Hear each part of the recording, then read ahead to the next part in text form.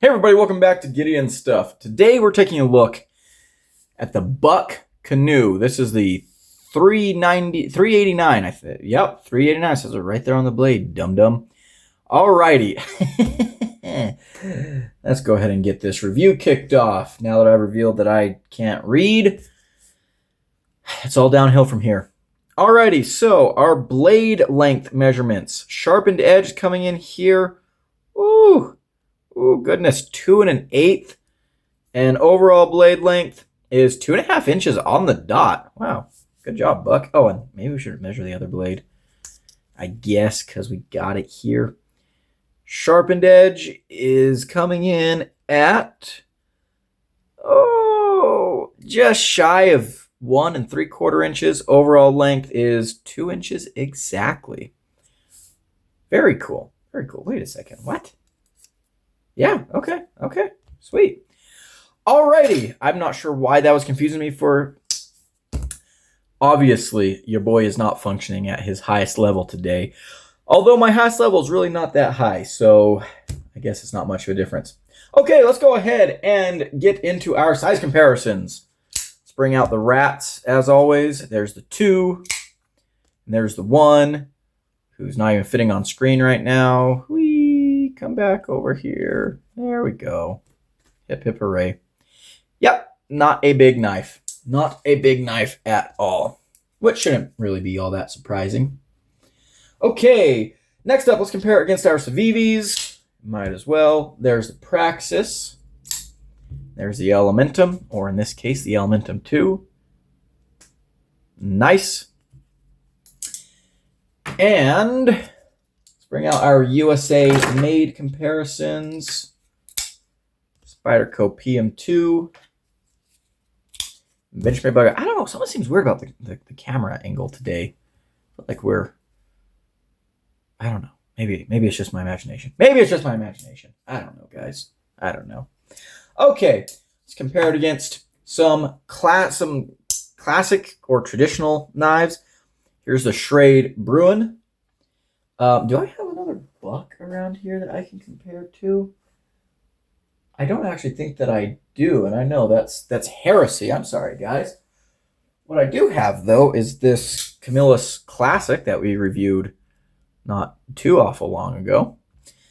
And then let's compare it. Those are both locking knives. Let's compare it against a couple of traditional slip joint patterns. Here's a Trapper, represented by the Case Trapper. And here's a Stockman, also represented by Case. All right. Cool. What are we looking at for our materials? Well, we have 2 spear point blades made out of 3CR steel. We've got our nickel silver bolsters. I think these, or what did I just say? I don't know. Anyways. And we have our faux bone inlays. I think I should also point out that this right here, this particular version of the Buck Canoe came in a gift pack that a friend gave me, but I looked on Buck's website at the other canoes that they have available, and really the only difference is the scale material. The scale materials that they have on the website are actually a little more premium than this, but everything else is basically the same. This is listed as 3CR steel. On the site, it's listed as 420, which is basically the same thing. So, yeah, there we go. Anyways, preamble over. Let's go cut some stuff. Hey, guys. Ready to do some review cutting? Answer should be yes. Today, we're working with the Buck Canoe. Very cool, classic knife. Let's go ahead and talk about it. Ergonomics with the main blade out. I actually really like the Canoe pattern. So we have kind of an arch to it, which really helps you get that blade pointed wherever you need it to be.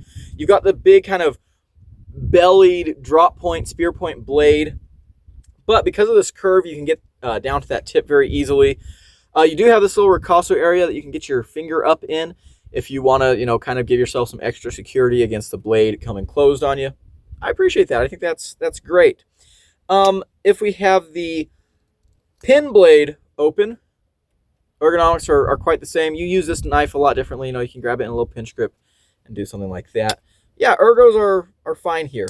Like most traditional knives, I don't find many traditional knife patterns to be like ergonomic masterpieces, but this one works well. This functions well enough, so I like that. And actually, well enough that's it's good ergos. Okay, this feels great in hand.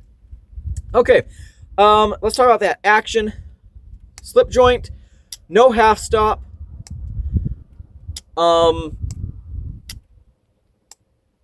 I would not say this is my favorite slip joint action, but it does have it's got a decent little doink when you open it. It's got a good enough snap on the close. Small blade is a little bit rougher. I think it's fine. I would maybe like a little more resistance on this big blade, but it does make it very easy to use. And with this big, oversized nail nick, it's actually easy to grab the blade without having to use the nail nick as an actual nail nick. So the action is fine. Not the best slip joint action out there, but it's serviceable. Carry. Pocket drop it, put it in a slip. The way I've been carrying it recently is in my 5th pocket alongside the Aurora Truffles. Love this knife. But yeah, this guy's been riding in there. These 3 knives have kind of been the only Foley knives I've carried for a while, which is kind of weird. But yeah, there we go. Okay, let's go ahead and cut some stuff. Grab us some cardboard. Like most traditional knives, and the steel on this is like 3CR, 420J, whatever. Hollow grind, this cuts like a knife is supposed to cut, right? Let's go ahead and do some utility cuts. Let's grab a little pin blade here.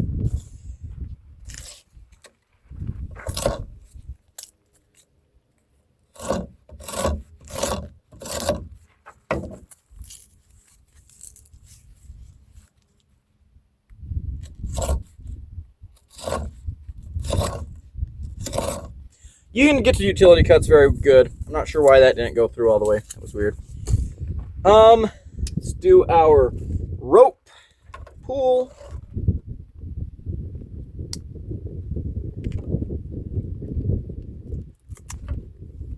Felt good. Let's tilt down a little more. 1, 2, 3. Yeah. No complaints there. Let's go ahead and get the pool noodle out. Whoa. Okay, we're just barely gonna have enough blade. My bad, that's gonna look bad. I caught it in the ricasso, that was my fault. 1, 2, 3. Okay. Yeah, that felt great. Again, that was me getting caught in the ricasso. Because the blade's a little bit shorter, I did have to kind of compensate by doing a little bit of sawing cut. So we didn't go as thin as this knife could have gone, but it felt very nice going through there. It felt very consistent. We've got nice thin edge geometry on this guy. So yeah, that's one of the beautiful things about traditional knives is they do what a knife is supposed to do. They cut.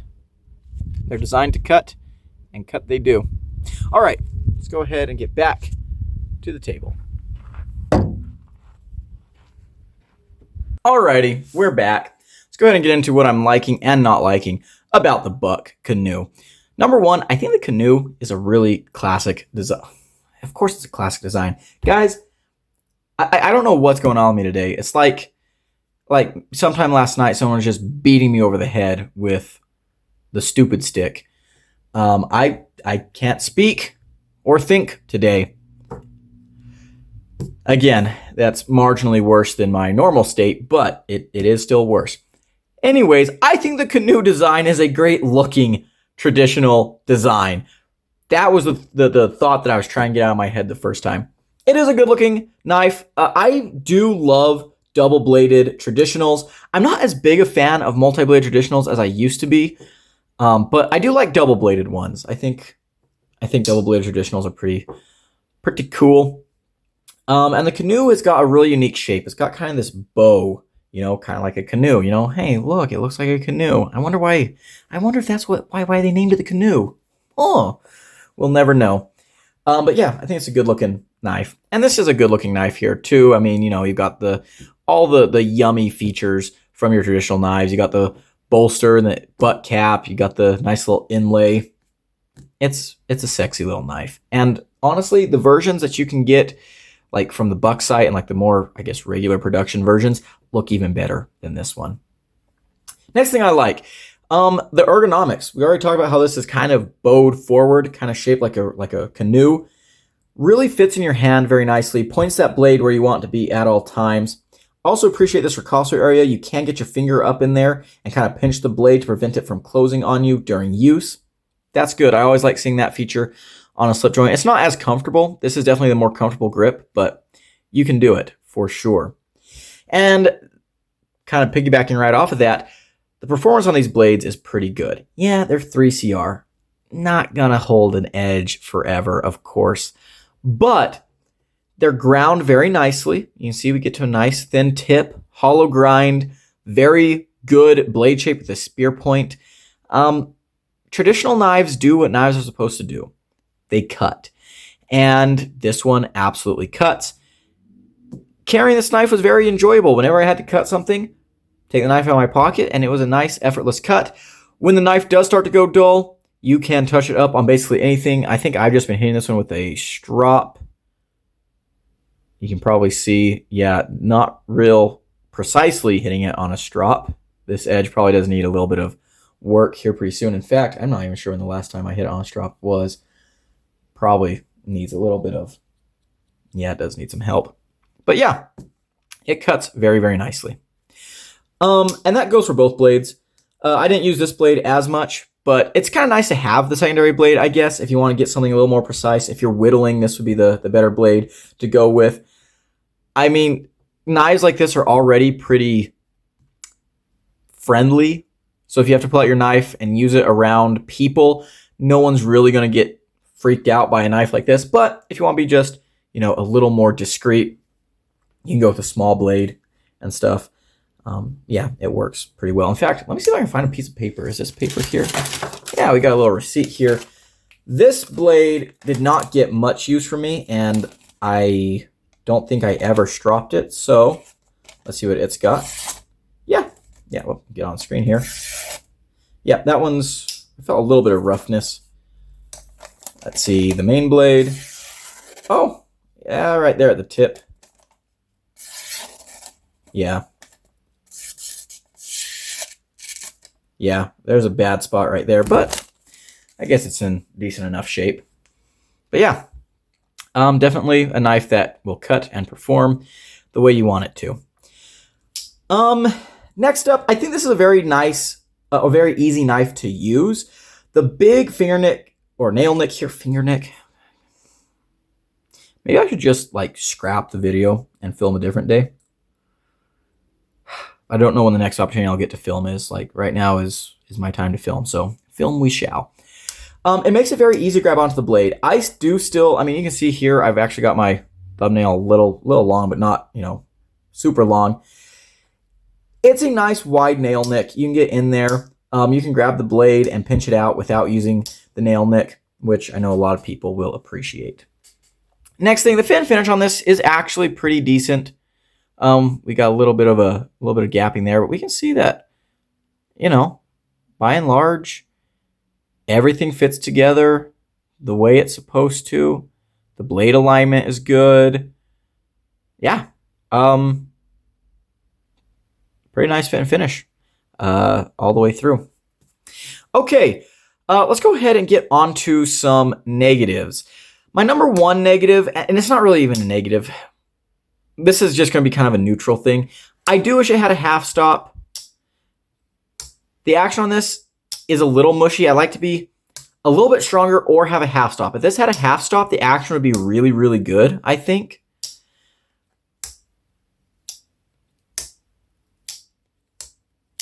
But if they were going to do it without the half stop, I think they needed to have made the spring tension just a little bit stronger to really kind of help out, right? But not a huge deal, just something that I noticed. Next thing that's kind of a negative is I wish this was made in the USA. This is one of Buck's imported knives. I wish this was made in the USA. Feels like it should be, but it's not. The materials on this one in particular are not that great. I am not a big fan of this fake bone inlay, but you know, if it bothered me that much, I could go and buy one that has one of the other inlays. I think they have a real bone and some kind of wood. I'll have to, or an acrylic. I will look that up. It'll be on the screen at some point in the video. But yeah, kind of wish that it was more than, you know, 3 CR on the blade, but you know, that's kind of a reach. Really, there's not a whole lot else to complain about. Let's go ahead and go on to the final conclusions. The price on this guy, these go for about anywhere from like 25 to 30 bucks.